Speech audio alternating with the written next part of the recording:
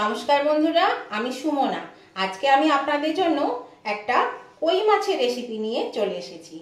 তো দেখুন, এই কই মাছটা আমি কিভাবে রান্না করলাম সেটা দেখতে গেলে আপনাদেরকে আমার ইউটিউব চ্যানেল কখনো স্বপ্নতে চলে যেতে হবে। তাহলে খুব সহজ আর খুব কম উপকরণে এই মাছটা কিন্তু রান্না হয়, আর খেতেও হয় খুব সুন্দর। তো চলুন, এটা কি করে আমি রান্না করলাম সেটাই আপনাদের সঙ্গে আজকে আমি শেয়ার করব। আর তার জন্যই যেতে হবে আপনাদেরকে আমার ইউটিউব চ্যানেল কখনো স্বপ্নতে।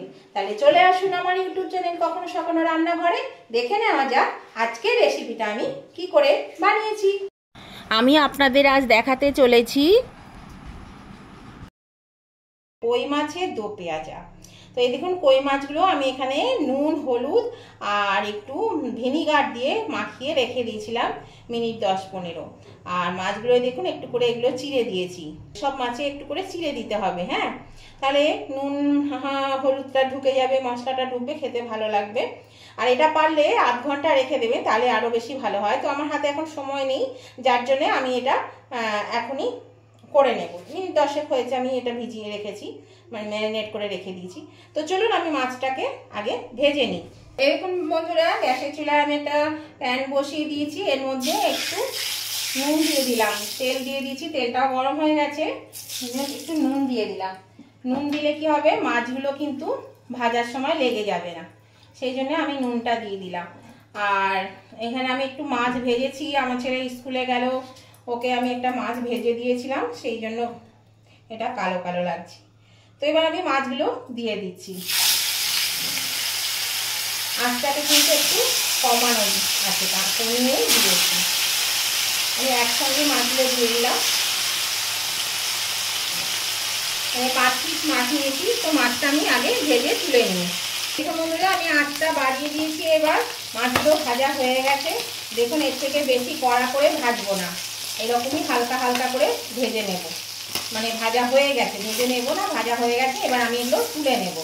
এবার আমি মাছগুলো একটা একটা করে তুলে নিচ্ছি। আর দেখছেন তো বন্ধুরা, এর মধ্যে তেলের মধ্যে যদি নুন দিয়ে দেন তাহলে দেখুন একটুও কিন্তু মাছগুলো তলায় লাগেনি। দেখেছেন কেমন সুন্দর হয়ে আছে, একদম পরিষ্কার করা, একদম লাগবে না। আপনারা ওই জন্য এটা একটা রান্নাঘরের ছোট্ট টিপস, আপনারা যখনই মাছ ভাজবেন বা কিছু ভাজবেন তখন কিন্তু একটু তেলের মধ্যে একটু নুন দিয়ে নেবেন, তাহলে পরে আর তলে লাগবে না। দেখুন মাছগুলো আমি তুলে নিলাম। তো এই যে তেলটা আছে, এই তেলে আমার রান্নাটা হয়ে যাবে, বেশি তেল দেব না। এই তেলের মধ্যে বন্ধুরা, যেহেতু এটা মাছের দো পেঁয়াজা, সেই জন্য পেঁয়াজটা একটু বেশি লাগবে। তার জন্য আমি এখানে পেঁয়াজ কুচি করে নিয়েছি, বেশ একটু পরিমাণ মতো। ছোট ছোট পেঁয়াজ 5-6টা কুচি করে নিয়েছি। এই পেঁয়াজটা আমি দিয়ে দিলাম, বেশি দিয়ে দেবো না। এখানে হ্যাঁ 5-6টাই হয়ে গেছে পেঁয়াজটা দেওয়া। তো এই পেঁয়াজটা আমি এবার একটু লালচে করে ভেজে নেব। এই দেখুন বন্ধুরা, পেঁয়াজটা বেশ একটু ভাজা ভাজা হয়ে এসছে, কালার ধরে গেছে। তো এবার এর মধ্যে তো কিছু মশলা দিতে হবে, সেই মশলাগুলো এবার আমি দিয়ে দিচ্ছি। আর খুব কম মশলা লাগবে, একদমই কম মশলা লাগবে। প্রথমে আমি দিচ্ছি 1/2 চামচ আদা বাটা, এই আদা বাটাটা দিয়ে দিলাম। আর দিচ্ছি 1/2 চামচ রসুন বাটা। আর দেবো ঝাল অনুযায়ী একটু কাঁচা লঙ্কা বাটা। তো এখানে আপনারা শুকনো লঙ্কাও দিতে পারেন, আমি এখানে শুকনো লঙ্কা খাই না বলে দিইনি। শুকনো লঙ্কা গুঁড়ো বা বাটা দিতে পারেন, আমি কাঁচা লঙ্কা বাটা দিয়েছি। তো এটা দিয়ে একটু ভালো করে এবার ভেজে নেব। এটাতে কিন্তু আর বিশেষ কিচ্ছু মশলা লাগবে না, একদমই কম মশলা দিয়ে খুব সুন্দর একটা রেসিপি হয়ে যায়, আর খেতেও কিন্তু দারুণ টেস্টি হয়। এই দেখুন, এটা একটু ভাজা ভাজা হয়ে গেছে। এবার আমি এর মধ্যে দিয়ে দেব 4/1 কাপ দই, মানে ওই 2 টেবিল স্পুন মতন দই। এখানে প্যাকেটের দই দিয়েছি। প্যাকেটের দই খুব একটা টক হয় না, একটু মিষ্টি মিষ্টি হয়, তো সেই দইটাই দিয়েছি। আপনারা চাইলে একটু মিষ্টি দইও দিতে পারেন বা নাও দিতে পারেন, এই দইটা দিলেই হবে। এটা দিয়ে আমি ভালো করে এটা আমি কষিয়ে নেব। এর মধ্যে এবার দিয়ে দেব পরিমাণ মতো নুন আর দিয়ে দেব হলুদ।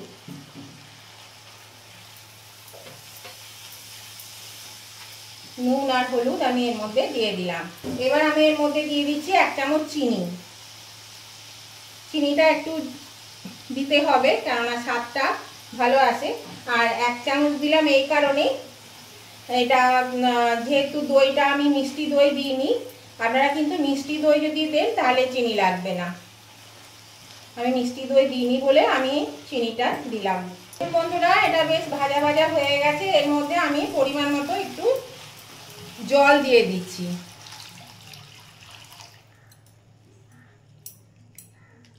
একটু জল দিয়ে দিলাম পরিমাণ মতো।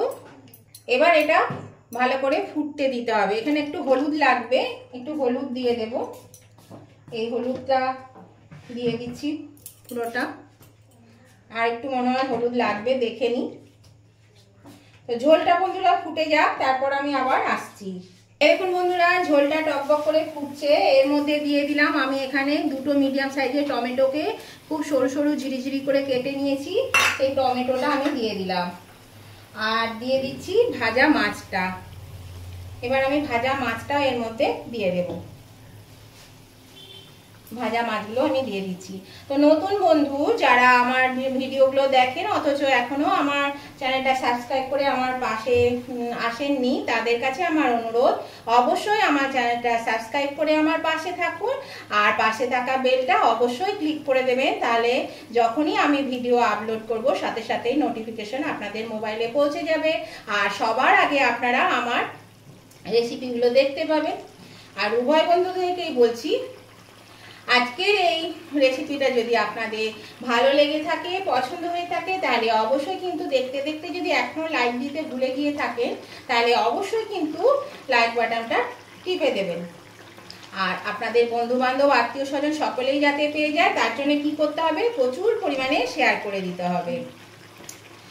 আর আপনাদের একটা লাইক আমাকে এগিয়ে নিয়ে যেতে অনেকটা সাহায্য করে বন্ধুরা। প্লিজ একটা লাইক কিন্তু করে দেবেন।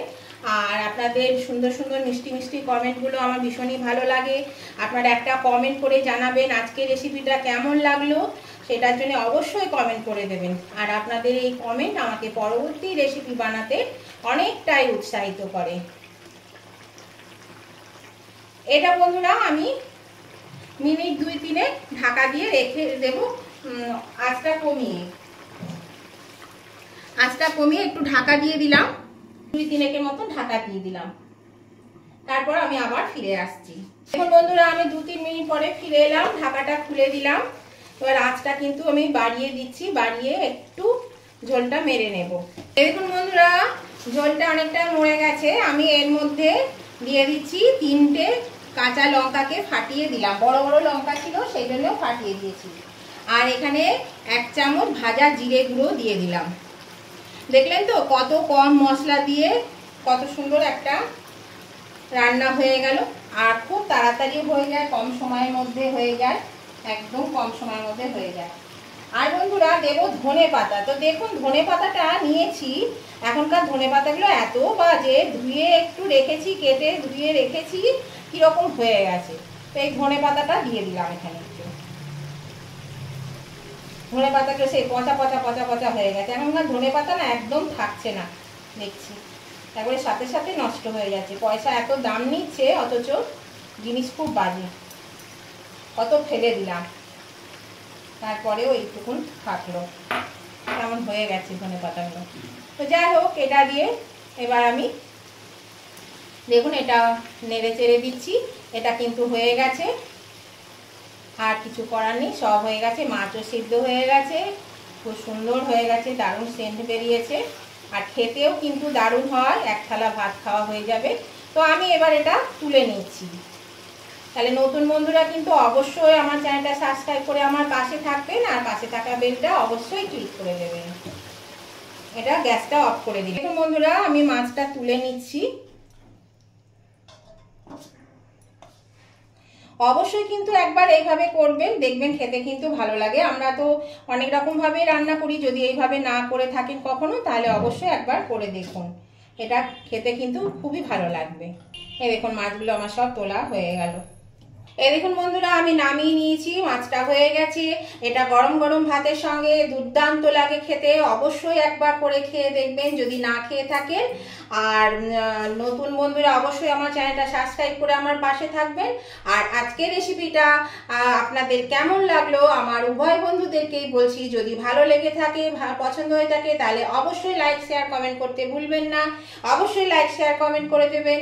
আর আপনাদের একটা লাইক আমাকে এগিয়ে নিয়ে যেতে অনেকটা সাহায্য করে। আর আপনাদের সুন্দর সুন্দর কমেন্টগুলো আমাকে পরবর্তী রেসিপি বানাতে খুবই উৎসাহিত করে। তার জন্য অবশ্যই কিন্তু লাইক শেয়ার কমেন্ট করতে একদম ভুলবেন না। অবশ্যই লাইক শেয়ার কমেন্ট করে দেবেন। তাহলে আজকের মতন আমি ভিডিওটা এখানেই শেষ করছি। আবার পরবর্তী দিনের জন্য আমি নতুন ধরনের কোনো ভিডিও নিয়ে চলে আসার চেষ্টা করব। ততদিন আপনারা সুস্থ থাকুন, ভালো থাকুন।